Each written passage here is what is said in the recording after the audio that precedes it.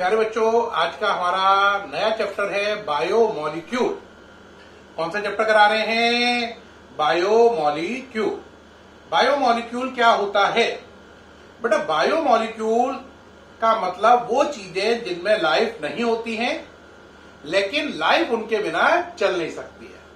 तो ऐसे मॉलिक्यूल जो लाइफ लेस हैं लेकिन लाइफ को सपोर्ट करते हैं, उन्हें बायोमोलिक्यूल कहते हैं।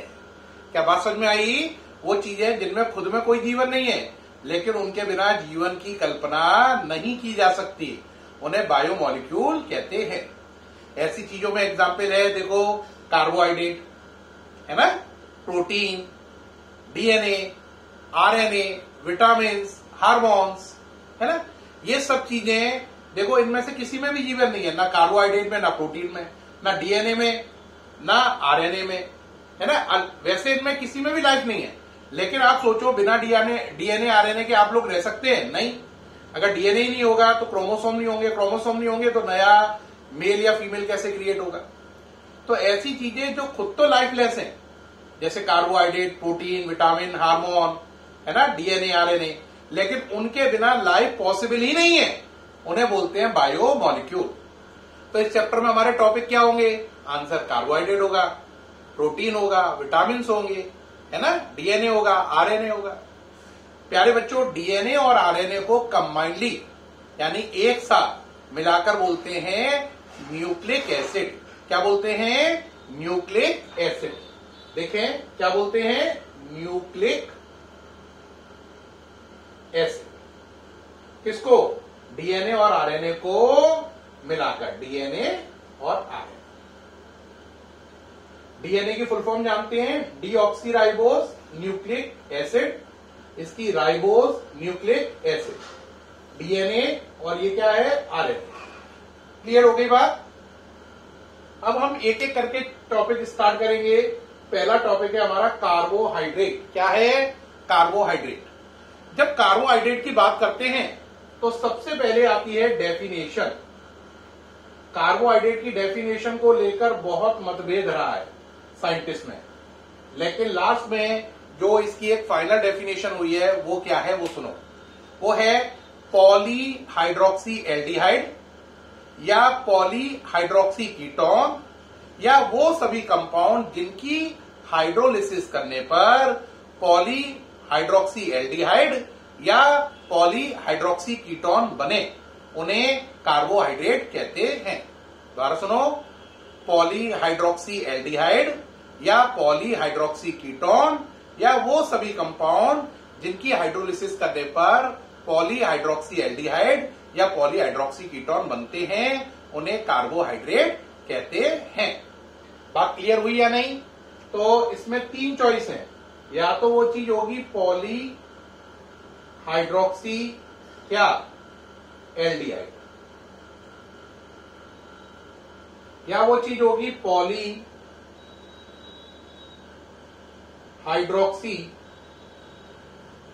कीटोन, और या तीसरी चीज वो होगी जिसकी हाइड्रोलिसिस करने पर, जिसकी क्या करने पर? हाइड्रोलिसिस करने पर या तो पॉलीहाइड्रोक्सी एल्डिहाइड बने या पॉलीहाइड्रोक्सी कीटोन बने। तो कार्बोहाइड्रेट में कितनी चीजें हुई? तीन, या तो पॉलीहाइड्रोक्सी एल्डिहाइड या पॉलीहाइड्रोक्सी कीटोन या वो सभी कंपाउंड जिनकी हाइड्रोलिसिस करने पर ये या ये बने। अब इसे इंग्लिश में जरा कन्वर्ट करो। कार्बोहाइड्रेट आर पॉलीहाइड्रोक्सी एल्डिहाइड और पॉलीहाइड्रोक्सी कीटोन और those compound which on hydrolysis produce such type of compound. बात क्लियर हुई? रिपीट करो, बोलो।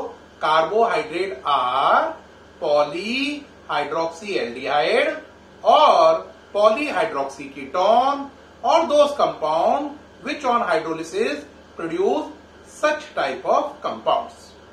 इसके बाद टॉपिक आता है कार्बोहाइड्रेट का क्लासिफिकेशन। क्या आता है? Classification of carbohydrate. देखें बेटा,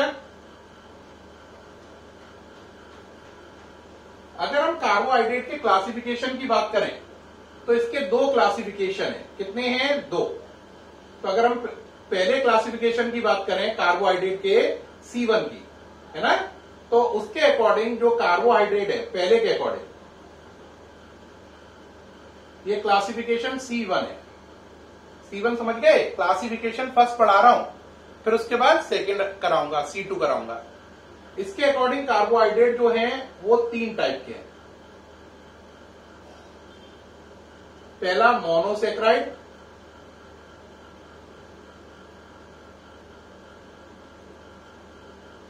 मोनोसेक्राइड, दूसरा जो होता है वो होता है ओलिगोसेक्राइड,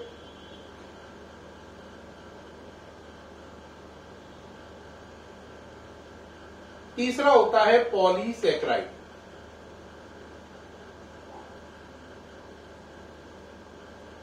मोनोसेक्राइड आगे चल के 2 टाइप के होते हैं, एल्डोजिस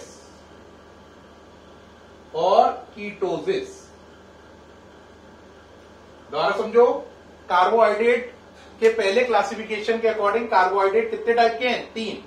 मोनोसेक्राइड, दूसरा ओलिगोसेक्राइड, तीसरा पॉलीसेक्राइड।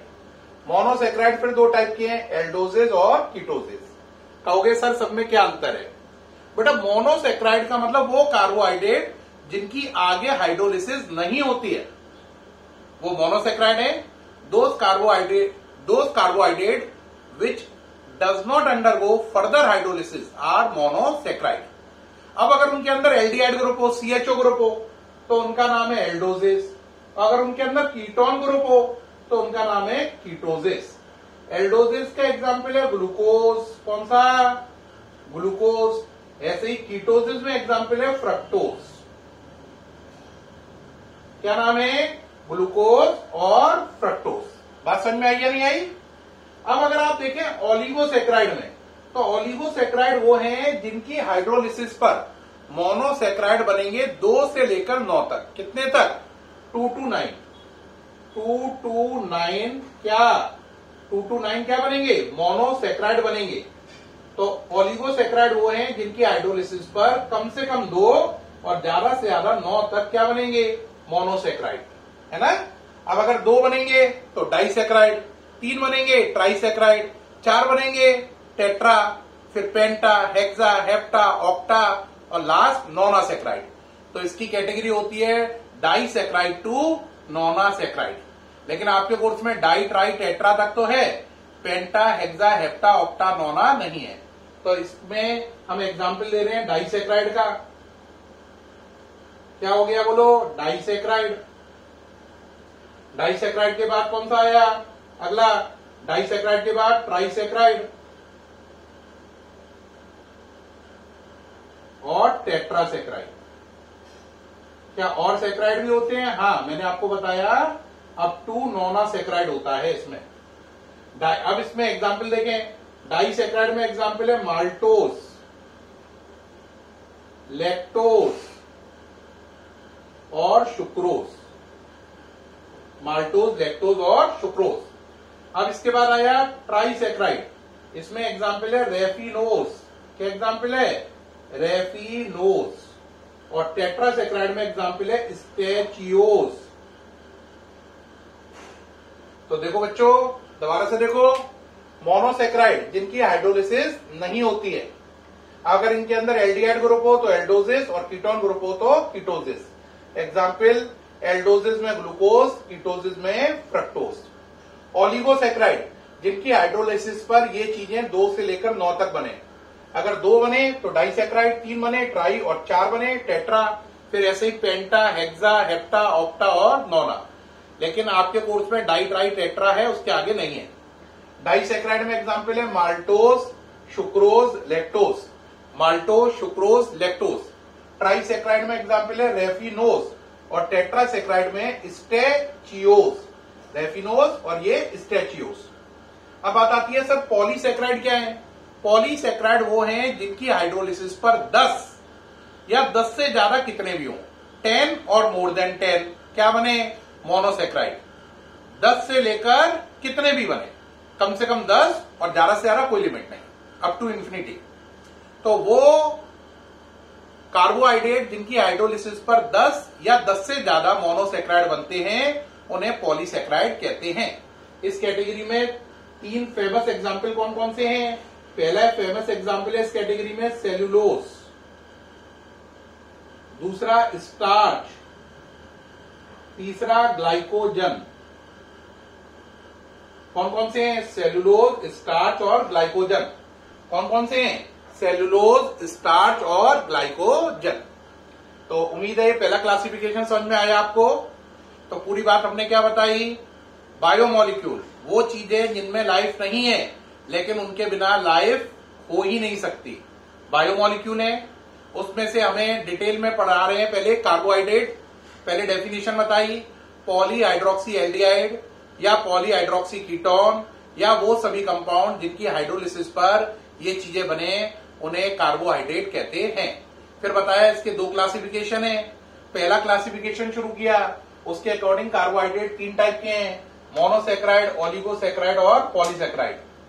वो कार्बोहाइड्रेट जिनकी हाइड्रोलिसिस नहीं होती है, वो कार्बोहाइड्रेट जिनकी हाइड्रोलिसिस होने पर मोनोसेक्राइड 2 से लेकर 9 तक बनते हैं, और वो कार्बोहाइड्रेट जिनकी हाइड्रोलिसिस करने पर मोनोसेक्राइड कितने बनते हैं? 10 या 10 से ज्यादा। अब प्यारे बच्चों, कार्बोहाइड्रेट की डेफिनेशन में एक टर्म मैंने यूज किया है पॉलीहाइड्रोक्सी एल्डिहाइड या पॉलीहाइड्रोक्सी कीटोन। यहां पर एक बच्चे को मन में आता होगा ऐसा वर्ड क्यों यूज कर रहे हैं सर, पॉलीहाइड्रोक्सी एल्डिहाइड या पॉलीहाइड्रोक्सी कीटोन। देखो ये बात इससे समझ में आएगी आपको।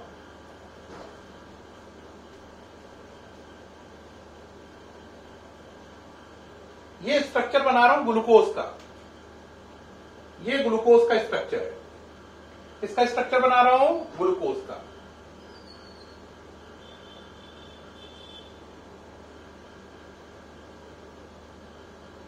एक बच्चा बोलेगा सर ग्लूकोज का फॉर्मूला क्या होता है?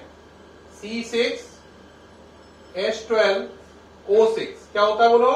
C6H12O6। ये ग्लूकोज है, साफ नजर आ रहा है ग्लूकोज में एल्डिहाइड ग्रुप है। अब ये पास ही में इसके बना रहा हूं फ्रक्टोज। क्या बना रहा हूं? फ्रक्टोज। ये जो स्ट्रक्चर बना रहा हूं ये फ्रक्टोज का है।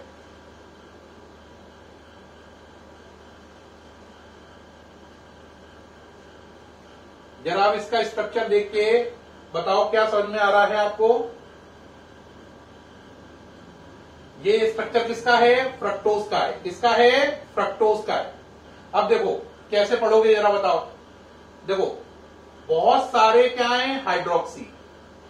तो पॉलीहाइड्रोक्सी, पॉलीहाइड्रोक्सी का मतलब बहुत सारे OH ग्रुप है, और साथ में क्या है? एल्डिहाइड। तो इसका नाम पड़ा पॉलीहाइड्रोक्सी एल्डिहाइड।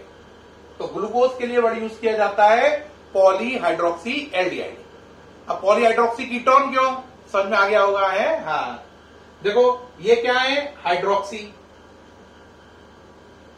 और ये क्या है? कीटोन। तो पॉलीहाइड्रोक्सी कीटोन। तो पॉलीहाइड्रोक्सी एल्डिहाइड या पॉलीहाइड्रोक्सी कीटोन या वो सभी कंपाउंड जिनकी हाइड्रोलिसिस पर ये बने उन्हें क्या बोलते हैं? कार्बोहाइड्रेट।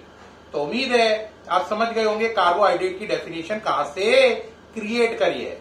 ये स्ट्रक्चर है ग्लूकोज का और ये है फ्रक्टोज का, लेकिन दोनों का फॉर्मूला सेम है। ये ग्लूकोज का जो फॉर्मूला है वो ही किसका है? फ्रक्टोज का। लेकिन अंतर किस चीज में है?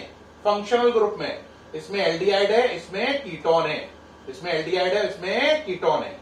तो ये दोनों एक दूसरे के फंक्शनल आइसोमर हैं। क्या हैं? एक दूसरे के फंक्शनल आइसोमर हैं। तो प्यारे बच्चों अभी तक हमने क्या पढ़ा? बायोमोलिक्यूल क्या है, कार्बोहाइड्रेट की डेफिनेशन, कार्बोहाइड्रेट की डेफिनेशन कैसे पढ़ी, उसका नाम पॉलीहाइड्रोक्सी एल्डिहाइड, पॉलीहाइड्रोक्सी कीटोन वगैरह वर्ड कहां से आए, और कार्बोहाइड्रेट के 2 क्लासिफिकेशन में से पहला क्लासिफिकेशन कंप्लीट हो गया। उम्मीद है यहां पे आपको बहुत अच्छा समझ में आया होगा। अब हम सेकंड क्लासिफिकेशन डिस्कस करेंगे कार्बोहाइड्रेट का नेक्स्ट वीडियो में। Thank you.